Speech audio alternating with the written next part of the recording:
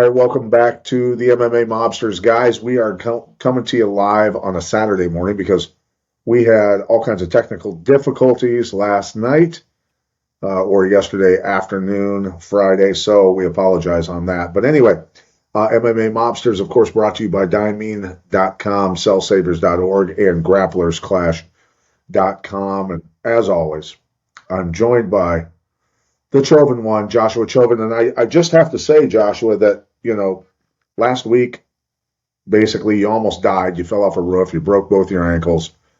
And now you're in a hospital hotel housing situation because you're getting ready for surgery on your ankles. And I got to tell you, and that near-death experience obviously has changed you. Your wardrobe today is, and we caught wind. Josh didn't even tell us that he had joined the Halal's Angels biker gang, standing up against injustice and things like that. So, congratulations to you on joining the new biker gang, the Jewish biker gang, and we love you. We love you. We're glad you're still here. Yeah, I wouldn't be the first person to join a gang in a halfway house just to survive, and we do what we try to do out here on the streets, Pat. But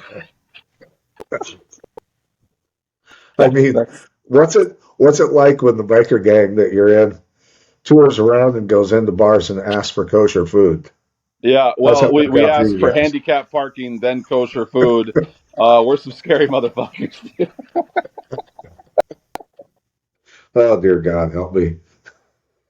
Well, and you better not piss us off or we will sue the pants off you. So.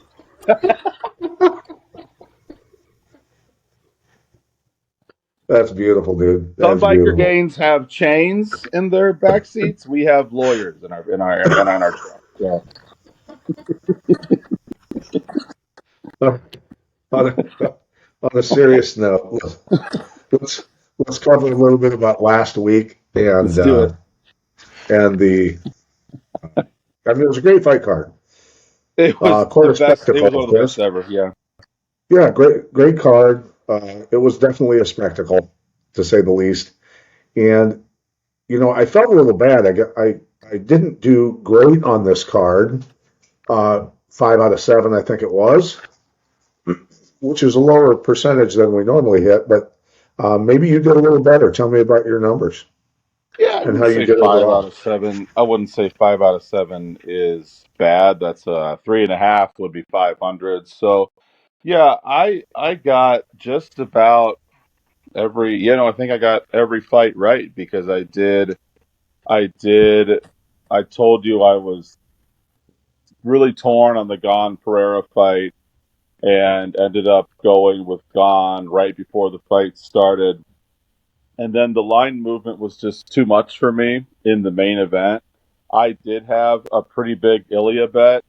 I ended up canceling that because I couldn't in good conscience bet a guy whose line had dropped 300 points.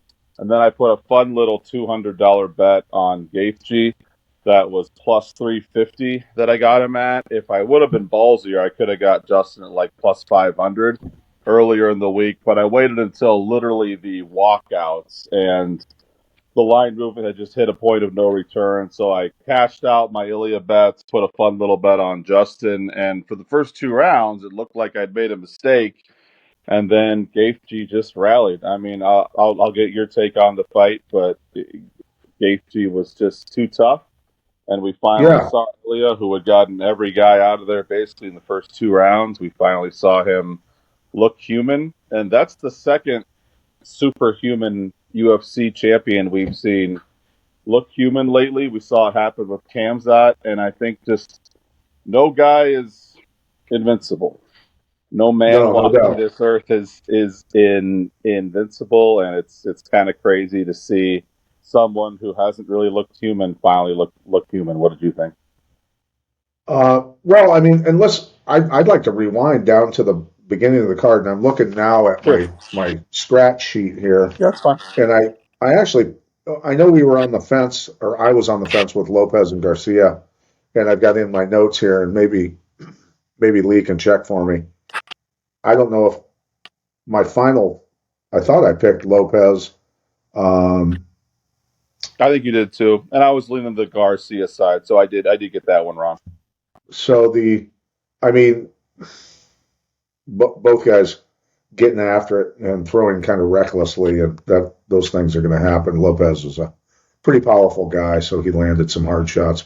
Then we went to Bo Nickel against Dawkins, and we were talking basically Dawkins was handpicked for Nickel to look good in that fight, which pretty much turned out to be the case, right? Yeah, you'd give you props. You were far more bullish on Bo Nickel than I was. I said a half unit bet. I really liked parlaying him with Tokit. That worked out, but I said be careful because we're still not sure how good Bo Nickel is. You said that Dawkins was handpicked for him to run over. It certainly looked like it, man. Bo Nickel took him down, was kept advancing position for some reason. The referee stood it up, and Bo cracked him and put him down. So it literally looked almost like I don't think it was a setup fight, but he looked so good it looked almost fake. So good for him, showing dominance, wrestling, and striking all in the first round. So maybe this is future champion Bo Nickel. Who knows? Yeah. And then we went on to Mauricio Hoofy against Michael Chandler, and we were both pretty solid on the fact that Hoofy was really going to be a difficult, pretty big lift for Chandler, considering Chandler is at the twilight of his career. He's had so many wars. I mean, the guy has absolutely been a warrior his whole career, but running into the young gun, Hoofy is a big guy in that weight division, very rangy, and he proved that he's extremely dangerous in that fight, right? Also, shout out to your guy Alexander Volkanovski. That's Volkanovski's first fight as head cornerman, head coach. Volkanovski, not only world champion over at featherweight, he's now 1-0 coaching UFC fights. So good for him. Yeah, and then Derek Lewis and Josh Hokett. Quite what a fight by Hokett, and we had Hokett certainly clearly picked that he was going to win. You can never tell with heavyweights, especially a guy like Derek Lewis who has the power that he has. But we both picked Hokett in that one, and Hokett actually got to the point where he was clowning the crowd when he went for the armbar. He was deliberately, you could tell he was just clowning the crowd and screaming and yelling and doing the armbar incorrectly. I mean, all the above. Like he was really clowning everybody. He was clowning Derek Lewis. Yeah. Yeah, Hokett was my most confident bet of the week. Never feel great going against Derek Lewis. He's about as live an underdog as they get, but it was a small card. And yeah, it was my most confident fight. And Hokett really never looked like he wasn't winning the fight. He showed it all. He showed, man, those hands are quick, man. Those hands are very quick. He probably, if he lost a little weight, could be a light heavyweight, but his chances are probably better off in the heavyweight division. He has speed, he has wrestling, and it's going to be title shot next for Josh Hokett. I would very much bet that Hokett's next fight will be against Cyril Gahn, who we'll get to in a few minutes for the heavyweight title. I mean, he made some politically incorrect comments after the fight, which you had to know was probably coming. And everyone can act offended as much as they want. It'll just make him more popular. Josh Hokett, it's his world. We're just living in it, and look for him in a title fight against Cyril Gahn coming to you soon. Yeah, Hokett has injected some lunacy and some excitement into the heavyweight division, to say the least. Well said. And the heavyweight division, we've said for a long time, is very, very weak in comparison to years past. So yep, Hokett, a much needed injection into the heavyweight division. Okay, moving on to Sean O'Malley and Zahabi. I thought Zahabi might pull off. This was one that I thought he might pull off an upset, but literally 30 seconds into this fight, I said, "There's no way Zahabi can win this fight." O'Malley is just he's such a higher level athlete than Zahabi. Zahabi's footwork, he was crossing his legs left and right, moving around the ring. He looked terrified. literally 30 seconds in, I went, he's toast. He's literally toast. O'Malley's going to smoke this kid. And what are your thoughts when you were observing that fight? Yeah, I mean, to me, it was really kind of embarrassing for the whole Zahabi camp because you've got all this hype behind you. You just beat the great Jose Aldo, and you've added many other impressive names to that list. And now it's Sean O'Malley. You get past him, we're talking a legitimate title shot. So you've got the great Faraz Zahabi coaching his brother. You've got GSP as your assistant coach. You've got so much wisdom over there in your corner, and you put so much work into this fight, at least I would think so. And your game plan is just clearly to spam leg kicks. And you're showing that you're throwing leg kicks. You're literally just staring right at O'Malley's chicken legs and kicking him. The game plan couldn't be more obvious, and it just seemed like such a elementary game plan that O'Malley figured out quickly and absolutely smoked him there in the second round. It's one of the greatest walk-off KOs I've ever seen. He dropped him. Zahabi gets up. He drops him again, and then O'Malley knows he's out. Immediately goes into a salute, and it takes Herzog a good few seconds after that to even stop the fight. One of the greatest walk-off KOs I've ever seen. Salute to you, Sean O'Malley, indeed. Yeah, and the thing is, Faraz Zahabi and GSP, all those guys being in his corner, nonetheless, my problem was just his fundamentals were so bad with his footwork and stuff like that. I don't like to be overly critical, but when your footwork is that messed up, something has gone wrong. The fundamentals just weren't there. And you can't move like that and expect to do anything against a guy at the level of O'Malley. You simply can't. And so I think the first thing, like 101, how to move in MMA or in a combat situation, a fight situation, the footwork is always first. Like I don't even teach people how to throw a punch until their footwork and their head moves correctly, and then they start to learn a jab. You know what I mean? So yeah. So for me, instantly, the fight was already over. So I kind of feel bad for Zahabi in that fight because he got chewed up and spit out pretty quick. So anyway, all right, enough on that. Alex Pereira against Cyril Gane. We had Gane in that one. I just felt like Gane was just naturally such a bigger guy, and that Pereira might have trouble hurting him. So it proved actually to be the truth. Although Pereira is pretty frustrated and doing quite a public speaking tour on how he was fouled so many times after the knockdown. What's your thoughts on that? Yeah, I wanted to get your thoughts on that. I'll just say for Gane, I'll give you credit again, Pat. I was kind of leaning Pereira, but after talking about it with you, I said I'll likely be in the Gane camp come Sunday, and it was. It was a smaller bet. It was essentially a pick 'em. But my reasoning was, what's Alex Pereira's path to victory? Well, it's a knockout. That's how he's won literally every fight that he's won in the UFC. He doesn't go to decision. He obviously doesn't wrestle. Well, Gane's never been knocked out, so this is kind of a rock meeting a hard place here. It was a little disturbing, I think, to see the great Alex Pereira get boxed up and do what Alex Pereira does to everyone else. There's levels to this game. There's a reason there's the weight classes exist. Gane looked a little cartoonish.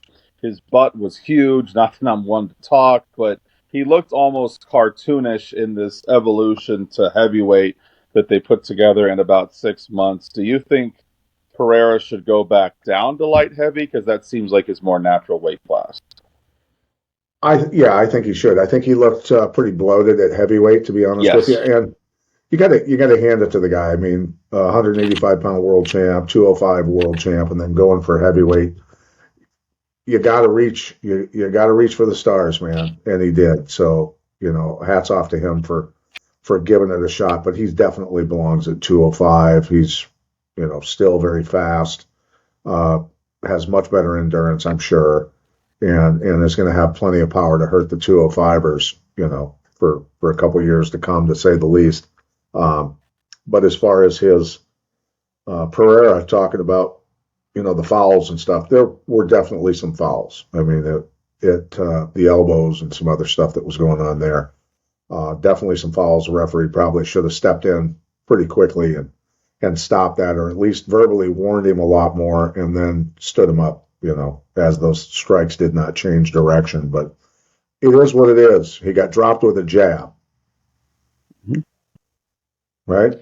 Got folded like a lawn chair with a jab, Pat. And I don't know, well, I kind of know, but for some reason, Gon just keeps getting away with this. Gon is apparently an evil genius and has figured out that, okay, so I initially will hurt my opponent, then my opponent will go into a frenzy, turn his back to me, whatever, and then as soon as I see the back of the head, I will target the back of the head, but the fight's in such a bar fight kind of state that they can't say I'm doing it intentionally. Well, if it quacks like a duck and looks like a duck and hits you in the back of the head like a duck, it's probably a duck. This happens every fight with him, and you culminate that with people are getting more and more frustrated with the once great Herb Dean seems to keep messing these fights up. So it's kind of these two things happening at once. It's a little bit different to see the badass alpha male Alex Pereira really going the more legal route, calling for not only Herb Dean to be suspended, but Herb Dean to face criminal action. What do you think? Because that seems a little extreme, but if I don't know. You sign on the dotted line to fight, but you also want the refs to do their job. Rules exist for a reason. I guess I could see both sides of the argument. What about you? Fighting's not a very forgiving sport. If you get dropped, you should probably expect things to go wrong a little further unless you can get your shit together. So that's just the way it is. All right, moving on to the main event, Topuria versus Gaethje. One of the greatest fights and probably comebacks, in recent history for sure. I picked Topuria in this fight simply because Gaethje can get wild. His defense can be pretty spread out, and that he was going to get potentially picked apart by Topuria, which proved to be the case early on. Topuria had him hurt, a couple times pretty badly. Strategic mistakes by Topuria going to the ground with him, hey, when you're Ilia Topuria and you've run through legends like he has, why would he expect anything different after he's hurt and dropped Gaethje the way that he did, right? Yeah, we continue to marvel at Justin Gaethje. How many times are we going to doubt this guy? Tony Ferguson's like a minus 300 favorite against him. He smokes him as a huge underdog. Paddy Pimblett's like a minus 400 favorite. He smokes Paddy, and Ilya opens up as like a minus 900 favorite, which was a little ridiculous. Closes at like minus 500.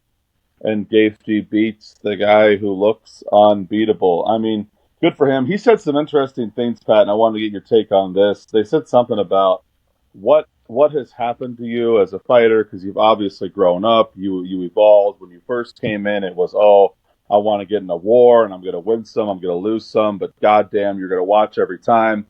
He said, leading up to this fight, they're like, what are your emotions? He's like, I don't have emotions anymore. This sport has killed all my emotions. It's just survive, kill or be killed, and I'm honestly fine with that. I don't feel anything when I get in there.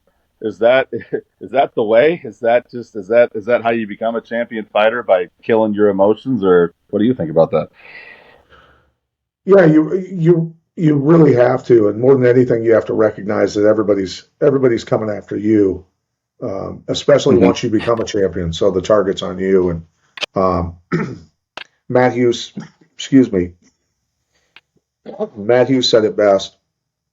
You walk on the bodies of the dead to get to the top in that sport, and that's really the truth, because you ruin a lot of people's dreams, when you're beating people and they have dreams of being where you are and things like that. And so, it's a dog eat dog world, and you have to be very selfish. And Rob Common, one of the great Dutch kickboxers, God rest his soul, Rob Common, who was one of the first guys, if not the first, to go to Thailand and win stadium championships in Muay Thai over there. I had a talk with him literally by accident. I was in South Beach, Miami at the time with my wife, laying on the beach in South Beach. And I looked over, and there's Rob Common laying on the beach 10 yards from me. And I said, Rob Common? And he looks over and he knew who I was. And we started talking. And this is something that he said to me was, I asked him if he was still coaching. And he said, no, I retired from that. He goes, one thing that I learned is fighters are tigers. They're takers, not givers. So that's the mentality you have to have.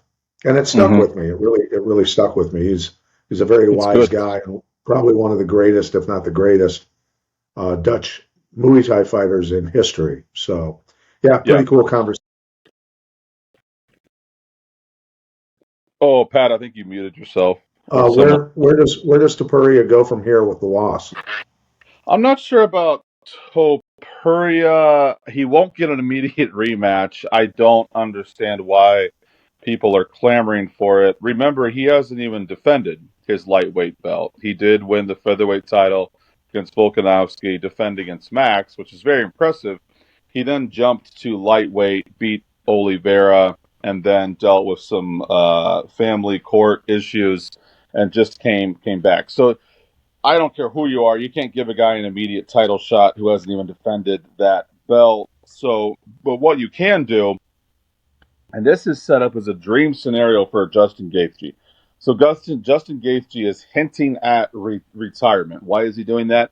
That gives him all the leverage because Justin Gaethje will not retire.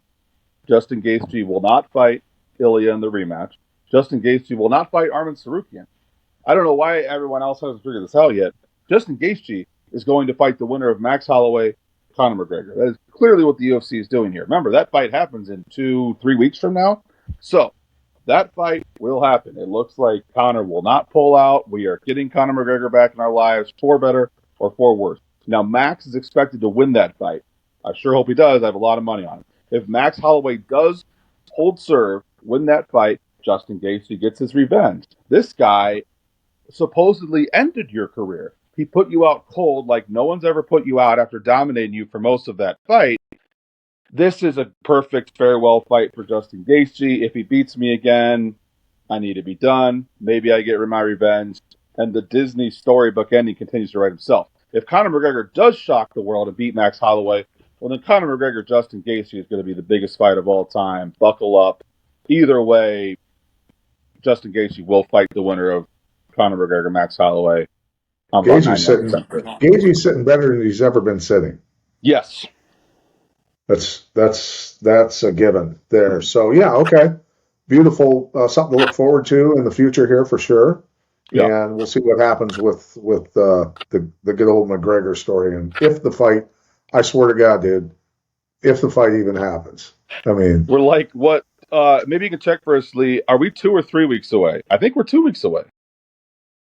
Yeah. Lee can check for us. But do you see the vision with my matchmaking, Pat? Do you think I'm crazy, or do you no, see the it's vision? it's yeah, it's perfect. And here's the thing: MMA is notorious for not building fights worth a shit. It's just okay, reload the gun and just fire the top guys over and over Yes. and never and not building boxing in the 80s and the 90s and boxing was amazing at when is this fight going to happen? When is this fight going to happen? They keep fighting other guys, and they build to a crescendo and then the big names would finally fight each other. That sort of stuff would happen. MMA just has been horrible about building. It's just so, yeah, the fight's July 11th coming up here, so 3 weeks away. Thank you, Lee. But ultimately, this story built itself literally by accident without the UFC's planning, right? Yeah. Yeah, I think that you got to give the UFC a little bit of credit. If we had Hunter Campbell, sitting on the other line doing an interview, he'd want a little bit of credit, I'm sure. But yeah, I think that you look at the leadership of the UFC, Pat, and they give us duds, like when they schedule Volkanovski to beat up Diego Lopez for the third time, and it's like, what are we doing here? And then they seem to, whether it's by accident or on purpose, they tend to strike gold. For instance, you mentioned who Ilya fights next, Paddy Pimblett. These two guys historically hate each other, you could put Ilya Topuria, I Paddy don't know if Pimblett I'm as a main glitching or event. if Josh is glitching. And okay, well let's just keep on rolling. Yeah, I mean you're looking at Ilya for a bounce back fight. He gets Paddy Pimblett, who he hates more than anyone in the world. That sounds pretty good to me. Okay. All right. So enough of that. Let's move on to this week, or unless you have anything else you want to talk about before No, we go over this week's card, we can get today's into card. Horiguchi, Manel Kape. Yeah. All right. Starting at the bottom of the card, Shane Collins against Otari Tanzalovi. Tanzalovi 10-1, 0-1 in the Contender Series against the 7-0 Shane Collins. How do you see this fight breaking down? Who's favored? Where's the money moving? Well, I will tell you, Pat Miletich, it's the Shane Collins fight. Kick us off, right? Is that what you said? Yes. Yes. All right, look at the line on Shane Collins here. A little bit of line movement for him. He opens up at minus 180 on Caesar Sportsbook. He's now minus 220. Bet Rivers opened up at minus 170. He's also minus 220 over there. So a little bit of good line movement in the right direction for Shane Collins. Now, listen, these are two not super well-known guys. We go from arguably the biggest MMA card of all time, which, by the way, how lucky are we this year? We were talking about Kamzat Strickland, best MMA card of all time, maybe the UFC White House. Now we're saying that the Netflix card wasn't the greatest card ever in MMA, but it was pretty freaking cool. So we're getting a smorgasbord of fights here. I'm going to lean Sure. Collins to kick off the card. It's not with a ton of confidence because we don't know a ton about either guy. I would love to have more fight footage, more fight history on these guys, but give me Shane Collins probably a half a unit to get the favorite winning the first fight of the night. Okay. And Otari Tanzalovi, 0-1 in the Contender Series, and then getting on the undercard of an actual UFC. We've seen this numerous times where The people Pretender haven't done Series. well. What's that? The Yes, the Pretender Pretender Series. Series. This fight to me is a toss-up. Both guys have had at least competitive competition on their way up, and the one decision loss for Otari, doesn't tarnish him a lot. Yeah, to me, it's a toss-up. I mean, either guy could win this as easily. So I'm not even heavily leaning towards either one of them. And if I was betting money, I wouldn't bet on this fight. Just I wouldn't. All right, moving on to Carol Rosa against Luana Santos. What are your thoughts on this fight? I've never been a big Carol Hosa fan. She seems to always underwhelm. The tools are there, man. She's fairly rangy. She seems to have the prototype, the athletic build to be maybe a poor woman's Valentina Shevchenko. She's should be well rounded here, but always seems to underwhelm a bit when she gets into the octagon. She'll be fighting another Brazilian here in Luana Santos. The line's creeping in the direction of Santos. This is your classic female fight where either girl could win. I think Santos, despite the fact that she opened as an underdog, has rightfully flipped to favorite. Usually when underdog flips to favorite, ATM noises are going off in my head, and I love it. I'm not that confident. Obviously, I have to pick Santos because she's an underdog flip to favorite. But there's a lot of question marks in this fight, as there often is with women's MMA, especially when they're similarly matched. Give me Santos, though. I'm never not going to pick an underdog flip to favorite, even if it was a small move. Yeah, and I understand that logic. And one thing I will say, about Hosa, I call her Rosa because I speak English and the R's aren't silent in What was your English. last? Hoofy. Hoofy, yeah. Hoofy long. Rufy. His name's Rufy. His name's Rufy in America, bro. Uh, I I've had Brazilians live with me and train with me and stuff, and I love Brazilians, but I've always joked around about the silent R stuff. So anyway, um, I mean I can give you that bet on Santos for the logic of the math and everything else. Close enough fight for that to make it worthwhile. Osa's got 13 wins by decision, 2-2 on the ground. Santos undefeated on the ground at 5-0. Certainly has the edge on the ground against Rosa. So yeah, I'll go with Santos with you on that one. All right, Shabazian versus Shokeli. Levon 4-3 in Bellator coming into the UFC. And then Shabazian is 0-1 in the Contender Series, 12-4 overall. Competition for Shabazian has been, not great. And Shokeli on the other side the competition's been okay. You know what I mean? So throw out what your thoughts are on this. Yeah, I call him Chokely. I'm not sure if that's the correct pronunciation or not. But yeah, Levon Chokely's a good fighter, man. I certainly bet him over in Bellator, and he's shown the goods, I think, to be competitive in any MMA or organization. Leon Shabazian, I believe, is the brother of Edmund Shabazian, who is the eternally disappointing contender at 185, who finally got about a fight away from a title shot, and Brendan Allen took care of that. So, um, not much respect for Leon Shabazian here as Chokely opened up at minus 335. He's now about minus 390. Will probably be minus 400 by the time the fight happens later today. I think Chokely's just too much for him, man. I think Shabazian shares a lot of his brother's weaknesses. I look for Chokely to really make this fight look easy, and he's got to be one of my favorite parlay pieces on the card. Yeah, I'm rolling with Chokely as well. Little more experience at a higher level. Even though it was Bellator and still only 4-3, I think he's got the edge in this fight. Both guys coming in at 4-1, so I'll give you that one. All right, moving on to Gaston Balomas against Michael Aswell. The odds. I did look this up because I've always liked Gaston Balomas. I called his Muay Thai fights. Very exciting fighter, very talented striker. But he hasn't, he's batting 500 in the UFC. I guess what you would expect out of most kickboxers that come into MMA. But he's extremely dangerous standing up. What are your thoughts on the Aswell Balonis fight? Yeah, the book on Gaston Bolaños is "Don't let him hit you. Don't let him hit you square," because he does have pop.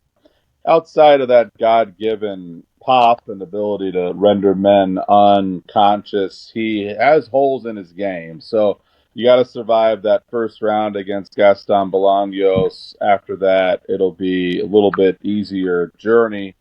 Aswell opened up at minus 400 on Caesars. He's minus 430 now. This is a bit disrespectful to Gaston Bolaños. Michael Aswell has not shown me anything to show he deserves to be a minus 420 favorite against, I think, any UFC fighter. So, bit disrespectful to Bolaños. Aswell is expected to cruise here. Something in the tea leaves just isn't sitting right with me. So, Aswell will be my pick. As of right now, I'm not betting this fight. Something seems a little goofy to me. So, yeah. Okay.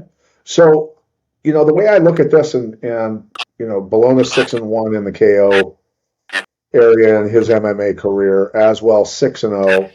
Aswell has no submission wins or losses, and Balonis is 0-3 on the ground, showing he comes from more of a striking gym out in California. It's not known for great superior grappling, to be honest with you.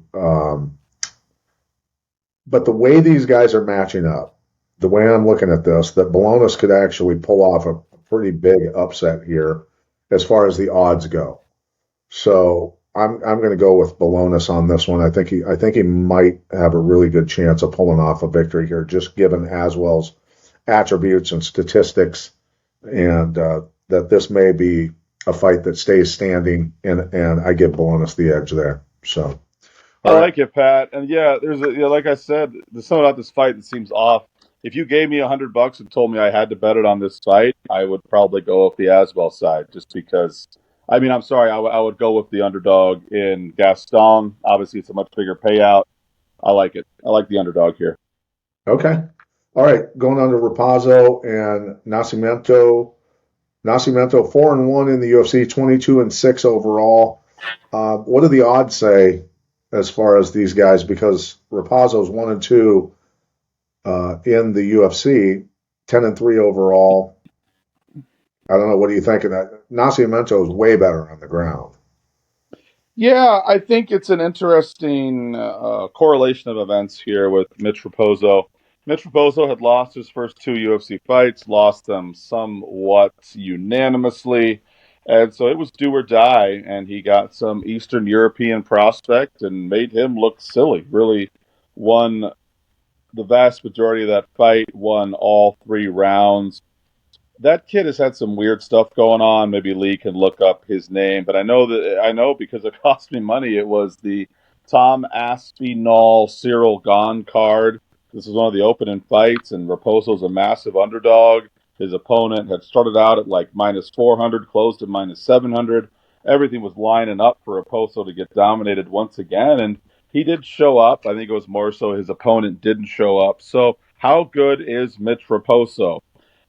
Alan Nascimento has certainly looked very good. He seems to have the wrestling, the striking, the whole entire bag. He's actually been very impressive. If he wins this fight, a title shot is not too far off for Alan Nascimento. The line movement doesn't agree. He opened up at minus 205. He's minus 175 now. It's not a massive dip, but it ain't going in the right direction. I'm going to lean Alan Nascimento line movement be damned, but Mitch Raposo as a plus 450 underdog in his last fight certainly taught us to put some respect on his name. So I'm going to lean Nascimento here, but don't count Raposo out. Yeah, and I'm leaning with you on Nascimento. I just his ground skills are just far and above that of Raposo, so I'm leaning toward Nascimento as well. All right, Mosquito versus Mullins, number 19 versus number 20 in the world at 135 pounds. I know which way I'm leaning pretty easily. Tell me your thoughts. Bia Mesquita versus Melissa Mullins. Those are two fantastic fighter names, ladies. Mesquita. I'm having some trouble with the connection. Please try again in a moment. My computer's yelling at me. I apologize. Yeah, Bia Mesquita opened up at minus 600 on Caesar Sportsbook. She is minus 650 now. When I look at Melissa Mullins, I see somewhat of an underwhelming career, strength of opponent, and all that stuff. Give me Mosquita here. She certainly looks to be the more powerful, the more athletic, the higher ceiling. So I will do only one unit because women fights make me nervous. But give me one unit, a little bit of a parlay piece for minus 650. Bia Mesquita. It looks like you can get her the best odds. You can actually get her minus 550 over at Betway Sportsbook. So do a little bit of odd shopping. Get your best odds. Bia Mesquita certainly should win as a prohibitive female favorite here, but it's women's MMA. Be careful. Yeah, I'm pulling Bia Mesquita for by submission. What's the odds on that? Let's go. In a particular round or just at some point in the fight? Some point in the fight. I will give you the odds on that, or Lee will. All right, Bia Mesquita. Minus something. Mesquita by KO is plus 500. Really? Mesquita by submission is minus 100. So that is double your money. And the sports bettors like that, Pat, because Mesquita by submission was plus 130 on FanDuel. Now it's minus 120. So there's some guys with some cheddar who agree with you on the Mesquita by decision prop, by submission. Submission. Prop. Yeah. Okay. All right. Let's go on to Borges against Lima. Lima's 4-0 in the UFC. Odds are probably reflecting in comparison. Borges being 1-4 in the UFC, 10-5 overall. Lima undefeated at 11-0. What's the odds on this fight?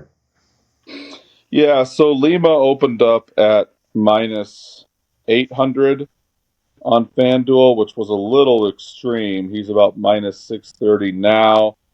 Same on Caesars, opened up at minus 700 and he's minus 650 now. I like Lima. I've bet on Lima before and won.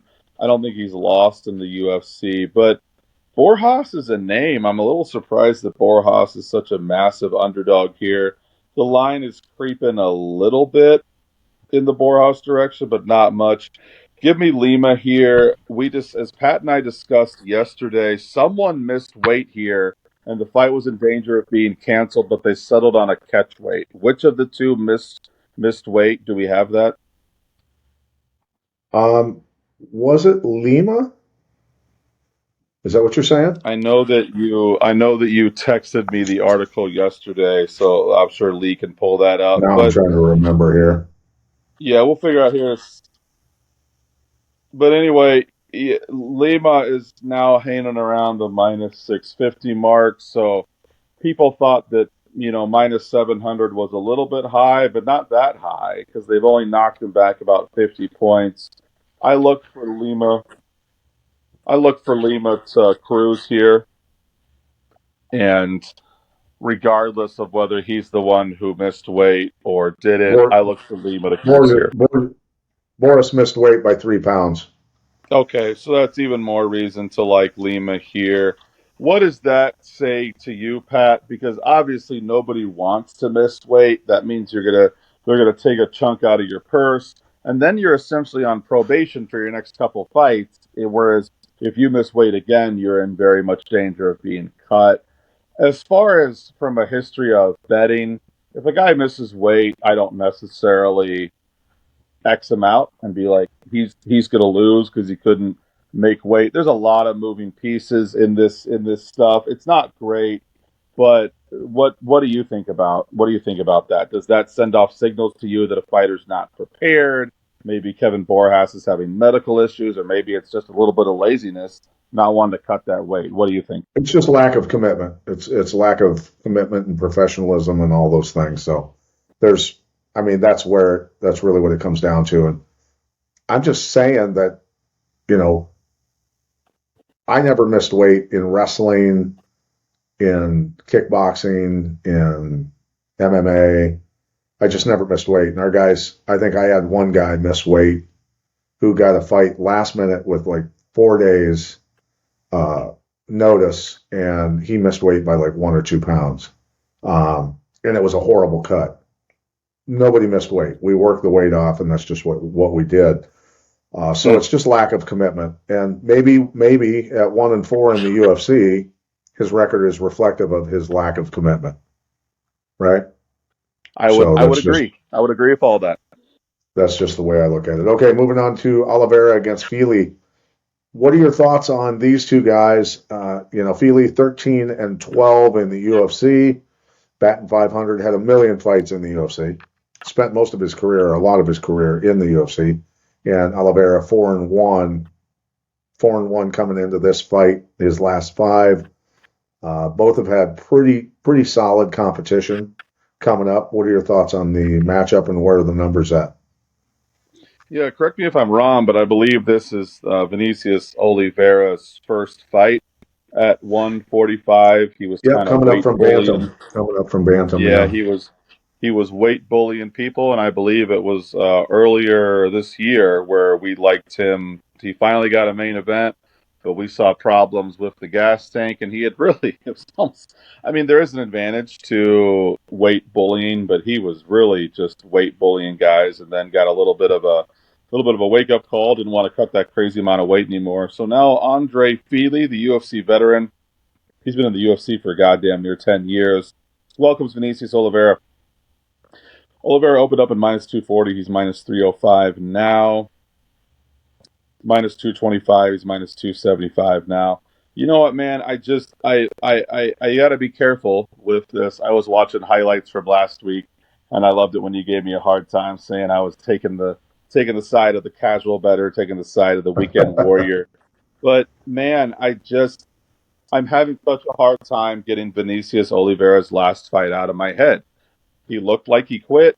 There were so many question marks there. I know it's a new dawn. I know it's a new day. I know it's a new weight class. I know it's a new fight. But Andre Touchy Fili is no joke, man. He's been around forever. He's going to give him a hard fight. Vinicius Oliveira, will that crazy power translate up a weight class?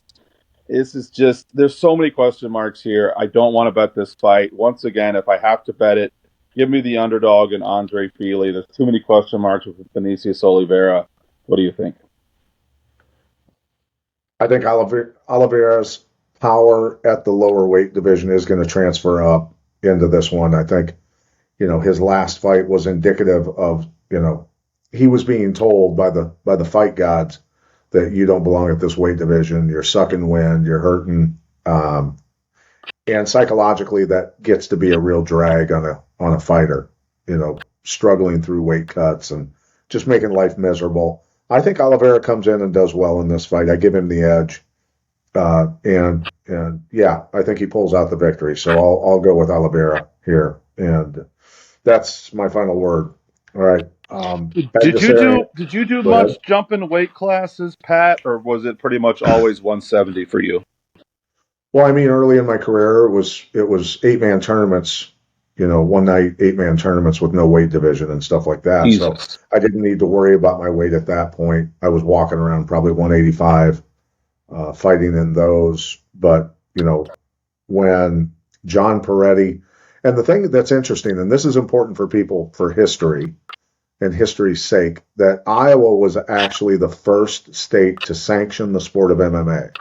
They rewrote history in a lot of ways. New Jersey was not the first state. Iowa was the first state. Monty Cox, who was my manager at the time, and Larry Dawson, who was the Iowa State Athletic Commissioner at the time, a year prior to this, at an event in Moline, Illinois, where we filled the mark of the Quad Cities with 10,000 fans for a fight. Larry Dawson was there viewing ringside, and I asked him, I said, what's the chances of this being sanctioned in Iowa? And he said, a snowball's chance in hell. And then Monty Cox, who was the biggest boxing promoter in the state of Iowa, said, I'm not promoting boxing anymore. I'm doing MMA. And he said, okay, you and Pat write the rules for the state of Iowa, and we'll sanction it, and we'll do it. And so Monty Cox and I wrote the first rules, the real rules for modern MMA, and it was sanctioned in the state of Iowa. So I'm just well done.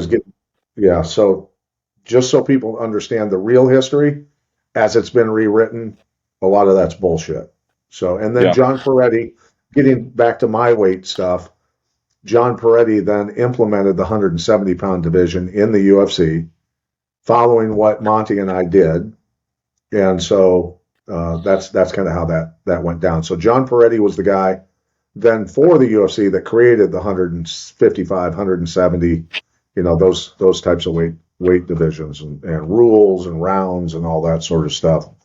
So that's how history actually went. So Peretti needs to be given credit for modern MMA and the UFC aspect, right? So, all right, moving on. Yeah, there was a really interesting. Sorry, I didn't mean to interrupt you. There was a really interesting documentary that came out about a month ago about those early days, heavily featuring you and Monty Cox. I'll have to send you a link. I thought they did a pretty good job. I guess you'll be the judge of that. But they mentioned a guy who became somewhat of a legend during that era. He built up a record of like 160-0 or something, largely in those 8-man tournaments, fighting several times a night. I'll have to look up his name, but it was fascinating. That documentary was largely on Iowa being the first state to do MMA fights, and your name came up several times. I'll have to send you a link to that.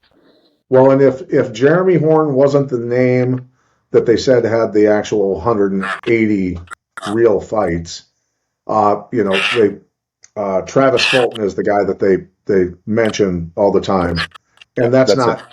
Travis Fulton was fighting guys that were from his gym, his students. He was putting on his own cards and fighting that's people and said.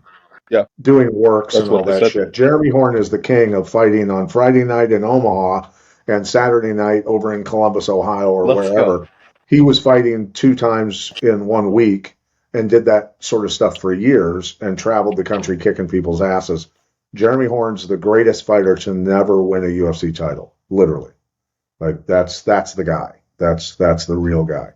So, all right, look, we got to move on to Bagdasaryan and Magomedov. 1-0 in the Contender Series for Magomedov. Bagdasaryan's 3-2 in the UFC. What's your thoughts, buddy? Well, it's like I got in the lab over there in Dagestan and I built me a fighter, and his name is Murtazali Magomedov. They just keep turning these guys out like they're coming out of a lab. And yeah, this is your prototypical Eastern European fighter. He opened up at minus 305 on Bet Rivers. He's minus 350 now. Melsik Bagdasarian, he's got that Eastern European blood in him as well. Bagdasarian has some good hands, has very good striking. I think where Murtazali is expected to get him is the wrestling. See if you agree. Murtazali is your prototypical Dagestani guy. He can do it all. So I think where Bagdasarian would probably have a small striking edge, the wrestling is the great equalizer. Look for Murtazali to use his whole arsenal to dominate here, and I like him to get the win over Bagdasarian. Magomedov by submission or KO. This does not go the distance. What's your thoughts and what's the numbers on that? Let's look at it here, see what the odds are saying. Yeah, it looks like Bagdasarian by finish is the Magomedov by finish? Magomedov by finish, rather. Magomedov just by sub is plus 250. Maybe Lee can tell him what it is by finish. Yeah. So you're saying it's... Yeah. So, and by submission, Magomedov by submission is... He's not favored to win by submission? No, they're saying it's more likely he wins by knockout. The fight as a whole is minus 210 not to go the distance. Okay, so Magomedov is 5-0 on the ground. Bagdasarian is 0-2 on the ground. If I'm an odds guy, I'm taking that all day, that Magomedov wins by submission, right? Yep. It's certainly, I would be more comfortable just taking him to win by finish, but you're definitely getting more bang for your buck on the submission there. Yeah, who wants to be comfortable, Josh? Fuck comfort. I'm sitting in a hospital halfway house with a do-rag on, crippled in bed, Pat. I certainly don't want to be comfortable. What is a beat-in like in a Jewish biker gang? I'm sorry, what was that again, Mr. Miletich? What is the beat-in like when they beat you into the gang? The beat-in is Jewish good. Yeah, gang? the is that where you have to? Good. Is that? Yeah. What's that look like? We just we get and remember I'm allowed to make these jokes because I am one of the chosen people.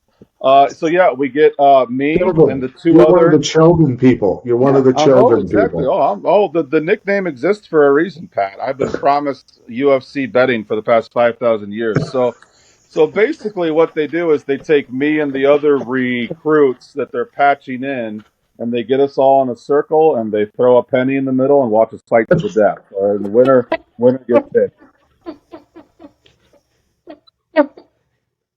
Holy dear God, help us. Help us. Oh, dear. All right, where the fuck were we at? All right, Magomedov by submission. That's where I'm going. All right. Anyway. Moving on to Christian Rodriguez and Hyder Amel. Amel 3-2 in the UFC. Rodriguez 5-4. Both have had above their skill level and above their record generally. I mean, they've had above normal competition in their careers. So both have kind of earned the right to be here. Yeah. Yeah, I mean, it kind of speaks to the strength of the card that Hyder Amel is our co-main event, but we just had one of the biggest cards ever, so that's fine. And I think Christian Rodriguez might be a little bit of a gift here. We're talking about a guy that opened up at minus 150. He's minus 200 now. Those odds have essentially, as far as being a favorite, have doubled. So I like that. So give me Rodriguez here. There's a lot to like about Rodriguez. He seems to be fairly technical, fairly steady, kind of slightly above average in most areas. And Hyder Amel has certainly looked disappointing at times. I think when you look at these guys, I'd have Christian Rodriguez a whole level above Hyder Amel in most things.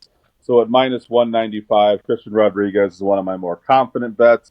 This isn't a huge betting card for me. I don't see a ton of value, but Rodriguez would probably be in my top 3 fighters that I like to win. And at the price of minus 190, yeah, I like it.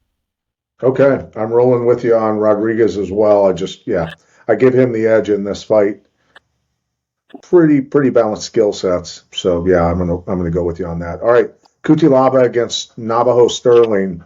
Sterling doing really well, man. 9-0, 4-0 in the UFC. The guy has performed, I think, above considering his experience, but he's also fought guys for the most part above his record, his experience, all these things, and still remained unbeaten. This guy steps up to the plate. So, what's your thoughts on these two? Yeah, I apologize. This is a somewhat more respectable co-main event. The previous fight was the co-main event. Navajo Sterling, man, this guy comes from the Australian, New Zealand legendary gyms there. He's been around for a while, similar to how, I don't know, maybe a Robbie Lawler or a Jens Pulver was just the new kid for a while that you guys are like, wait till you see this kid. Well, he's here now. He's 4-0 or 5-0 in the UFC and is steadily working his way up to contender status. Cutelaba is getting older, but he can still shock us. I think Cutelaba is the perfect test for Navajo here. Give me Navajo. I think that he rolls. I actually like that Navajo's been going to decision a lot and then finally got the big finish he's been looking for. That means he's not pushing things. I like Navajo. I've seen so many of these young kids come up, get thrown in the fire too quick. I think they've actually done a decent job slowly building up Navajo Sterling here. I like him to roll. Cutelaba will by far be the biggest scalp on his resume so far. Give me Navajo Sterling. I don't know if he gets a finish or not. I would, yeah, that's hard. But at -340 at your co-main event, Navajo Sterling rolls and continues to build up the hype around him. I will agree with you. Navajo Sterling gets the edge in my book and steps up to the plate once again with limited experience. Limited experience. So okay, main event: Kape versus Horiguchi. Man, this could be fireworks. I think it's almost guaranteed How fireworks. How is it not? How is it Yeah, not? and Horiguchi, at 14-1 in Ryzen and 9-1 in the UFC, this guy has proven his mettle. And Japanese fighters, by just the way that, I don't know if it's society over there or whatever, just throughout all the years, even when I was fighting, Japanese fighters are not powerful athletes. They're technical athletes, very tricky. They're very cerebral. Horiguchi is both pretty freaking strong, a physical guy, and he's got the intellectual side as well. That's why his record is so good. Overall record at 36-5. This guy's dangerous, but Kape at 14-0 in the KO area. I mean, the guy's got massive power. This is going to be a hell of a fight, dude. It absolutely is. You took the words right out of my mouth with Horiguchi there. He's a unicorn for Asian fighters. You're exactly right, and I thought it was well said, politically correct for the most part. And I'm on the same boat. These Asian fighters, usually their strengths are technical, smart, cage IQ, can be a little underwhelming when it comes to power and wrestling. They got the speed. They'll always have you beat on speed. Horiguchi, and the older he gets, the better he gets. Japanese don't crack, apparently. Horiguchi has power. He has phenomenal wrestling. He dominated one of my Dagestani, literally a kid that Khabib has had under his wing since he was 3 years old, in Tagir Ulanbekov. Horiguchi took him to school. I love Horiguchi. He's bounced from division to division. This new run on the UFC, I believe he's 3-0. He's undefeated. If he beats Kape, this is for a title shot, Pat. This is very clearly winner of this gets a shot at Joshua Van for the title. Now, correct me if I'm wrong, but these two fought already in Risen, and Horiguchi got the best of him, I believe. Maybe Lee can give us that. So you said, is there any way that it isn't fireworks? Kape, when he first came in the UFC, was still finding himself. He had several boring fights. The last 3 or 4 have been far from boring. He's finishing. He's confident. Knock on wood, I don't want to be a wet blanket, but it is. I do worry about, since these two have fought, that Kape is a little more timid. But Kape has been on such a roll. his odds have gone from minus 185 to minus 150. Oh, shit, this fight's hard. I want to get your take first, Pat, and then I'm going to pick a winner. I have to go with Horiguchi in this one. His experience, his ability to strike, his ability to grapple, the quality of opponents he's gone against, all those things. And I'm not taking anything against Manel. I mean, he's fought a very, very, killer's row of athletes, but Horiguchi is just, I just think he's too complete. I think he gives Kape some serious problems in this fight, and I'm going with Horiguchi. I'm going to narrowly lean Horiguchi as well. I don't think Kape's really built for 5 rounds, so I'm going to say Horiguchi finds a finish in the 3rd round. Let's just give him I'll give him a technical knockout in the 3rd round. Yeah, I think this is fantastic matchmaking because I think both Horiguchi and Manel Kape have never looked better. So as a fan, I'm very excited about this fight. As a bettor, it has me pulling my hair out a little bit, but I'm going to lean Horiguchi. All right, so you have a chance now at winning some Diamine Ink and some Cell Saviors products. I'm going Horiguchi, 4th round submission that he pulls it out, gets it done on the ground. So I'm going with Horiguchi. So anybody out there that wants to pick the winner, the round and the way that it ends can win free Diamine Ink and Cell Saviors products. So make sure you do that. And Josh, do you have anything to say before we close out on this Saturday morning? No, this has been an experience. I will have my webcam up and working next week as I am in post-surgery. To whatever God you pray to, I would certainly appreciate prayers as I go in for my first major surgery ever here on Monday. I will be fine. I have a fantastic surgeon, one of the best in the country, and it's just a couple several broken bones in my feet. I will be fine, but thoughts and prayers are appreciated as Monday afternoon I go under the knife. Yeah, we say some prayers for you, Josh, and heal up quickly, get through surgery, and we'll look forward to getting you back as soon as possible. So anybody out there that's watching the show that comes across it, like, share, and subscribe MMA Mobsters, please. And again, pick your winners to win some free Diamine and Cell Saviors. And so for my co-host, Joshua Chovan, the Chovan One, I'm Pat Miletich saying so long, and we'll see you guys next week. Love you guys. See you next week. Hey.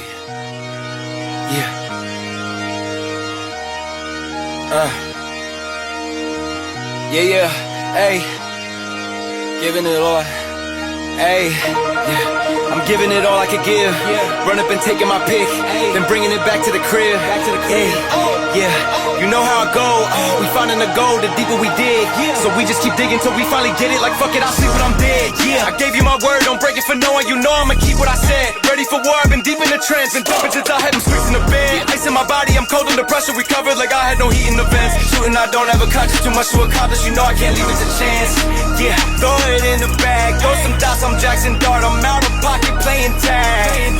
Catch me if you can, empty out the mag. Took the lead, I run the track, and I'm never looking back. Going for the moment, always rolling with the punches. Find a way to see through the ceiling, put above us. Smoke is in the air, keep it heavy in abundance. When the dust settles, let's see who remains.